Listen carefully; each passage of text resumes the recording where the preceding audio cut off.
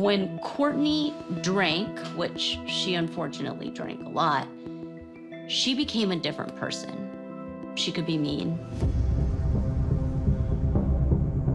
So the subpoenaed records start pouring into the Miami PD, and the detectives start figuring out firsthand that Courtney had a bad problem with substance abuse, and that it often led to violence, and that Christian was often at the receiving end.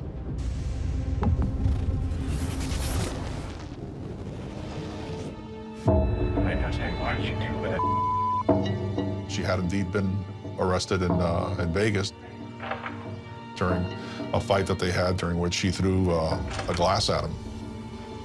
That is considered battery of domestic violence. It's a mandatory arrest. The Las Vegas battery charges were ultimately dropped. But when scouring the surveillance video from Christian and Courtney's apartment, the detectives find further evidence that Courtney was physically violent.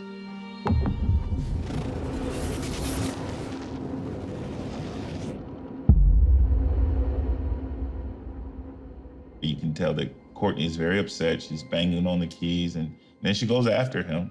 She snatched out his braids, which had to be very painful.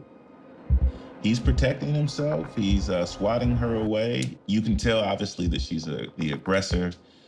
She gave him plenty of reason to protect himself. But no matter how far she seemed to push him, he was not going to respond in kind.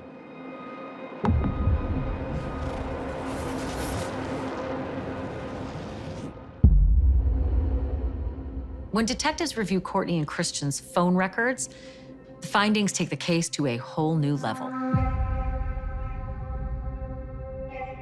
Christian's messages appear in green, Courtney's appear in blue. This is from January 30th of 2022, just a couple of months before he was killed.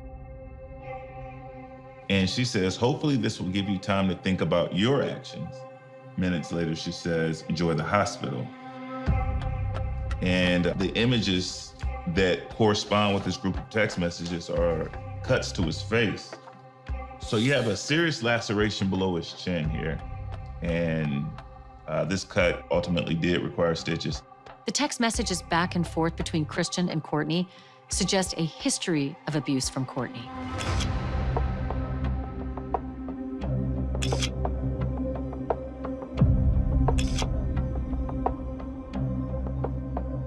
She had stabbed him, she had hospitalized him, she had beat him on the back of his head. And then back in February, Christian texts, "Is love going to kill me?"